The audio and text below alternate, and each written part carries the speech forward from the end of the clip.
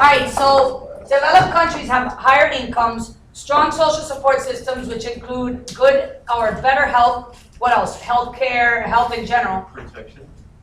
I guess. I'm just going to expose them. Education, nutrition, and literacy, believe it or not. That's a critical component to a population growth rate. Economies.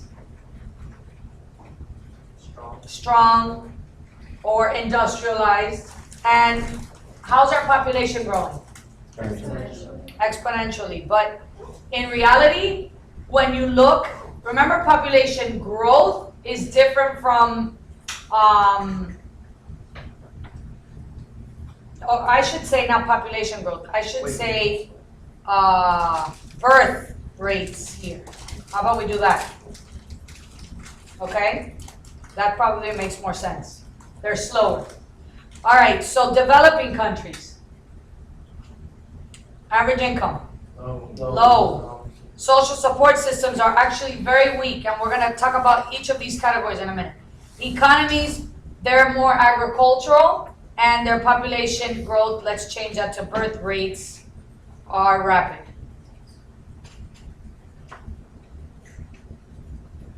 Actually, from your book, population growth in developed countries is increasing 15 times faster than developed countries.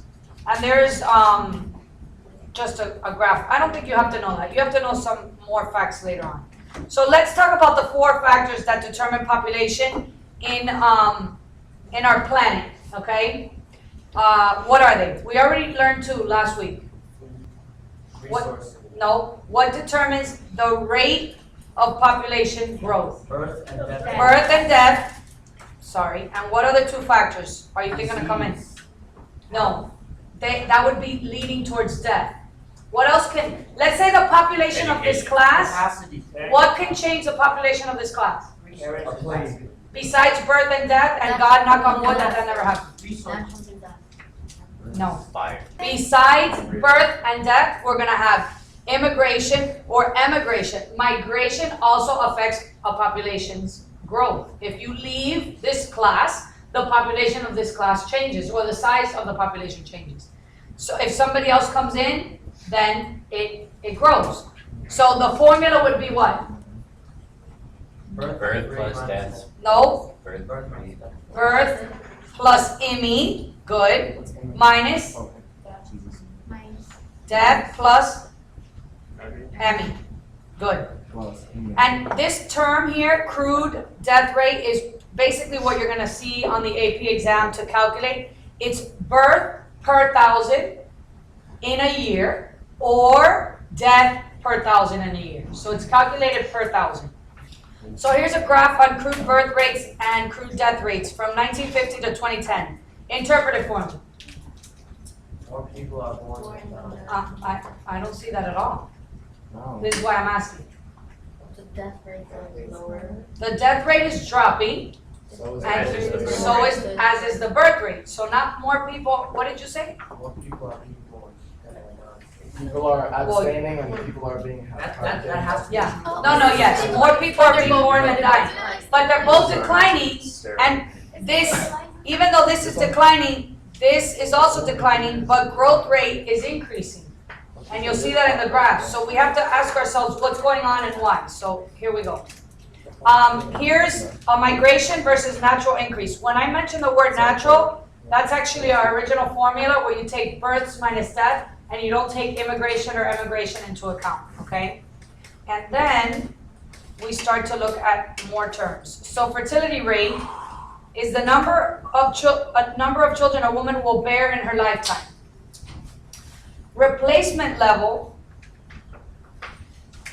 is the average number of children a couple must bear to replace themselves. So basically, if you're obviously a couple, you should have 2 children by definition to replace yourself on this earth. The total fertility rate is the average number of children born to a woman during their reproductive years. And we're going to get into those terms in a minute.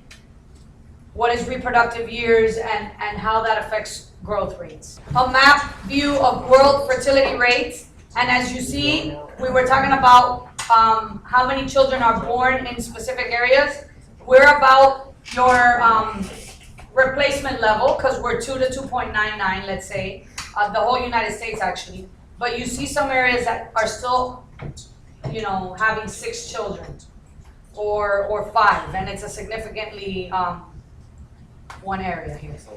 How come there's that one country that's See that? great? Huh? There's that one country that. Or somebody interpret this graph for me. So this says average number of children per woman born in the world and in specific areas, and overall you'll see that the birth rates are dropping. Now this one shows the world practically almost dropped by half. Other than Africa, everybody's pretty much staying. So you were asking me what is LAC? I'm not sure, but I think this is more developed regions. Less average country. Yes. Lowly. See? So total fertility rates. Remember the baby boom, because this is probably one of the reasons for the continuing rise in population. It's linked with the age structure diagrams or reproductive ages that we currently have, okay? Because that's a key factor to overpopulation. But what happened in the baby boom? The soldiers came home. That's never come up on the AP exam, but people were happy because there was no more depression, and that's the things that happened, I guess. Oh, see, that's a bad thing about world peace. Everything with birth rates, and then we'll do death rates. So give me some answers. The infant mortality rate definitely affects the birth rate.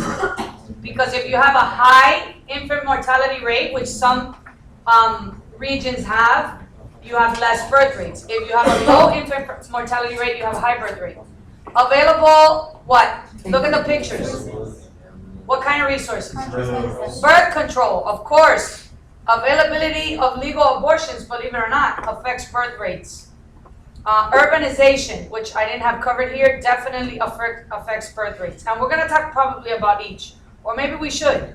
Urbanization, why? The more developed you are, the less children you have. There's a significant amount of reasons, and we're going to talk about that in a minute. And Increase. average age a woman births their first child. If you look at my mom's generation, they had children at the age of 18. My generation, not all of us, but 20-something, because we're going to school, we're getting jobs, we want to be kind of more secure because of women's rights, believe it or not. So that definitely, if you have your first child at 30, your chances of having 4 is out the door, because unless if you're popping them out yearly. Children as part of the workforce, okay? A lot of less developed countries need children to help them run their business or their farm. We don't. Cost of raising a child. Whoever said, and this is a Cuban thing, where 1 eats, 4 eats, that's a total lie.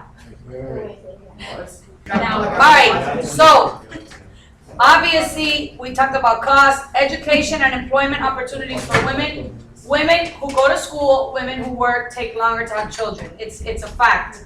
Women who don't, who stay home. Availability of private and public pensions. So your future income is definitely something you take into consideration. Religious beliefs, and I strongly agree with this one, because I have, people that are Catholic, they have a belief that you should, and we're all Catholics, so we have this belief. There's 2 main factors that affect death rates, which is life expectancy. So the average number of years you are expected to live, and we're going to talk about all that in a while. And number of babies per 1,000 who die by the age of 1, which is infant mortality rate. I know. So why are people living longer? Better health. Better, oh, for sure. Medical advances is really, that should be number 1. Increase what? Sanitary, safety. Better nutrition, Yeah. improved sanitation, and food. So remember, we went from agricultural society to industrialized, which included industrialized farming. And definitely people ate better because they started eating some protein, or a balanced diet, I should say.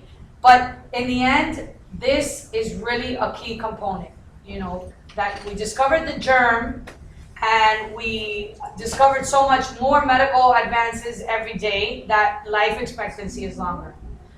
Now, with infant mortality rates, the health care for poor women is obviously not good. So even their pregnancy, they give birth at home, or it's just not safe.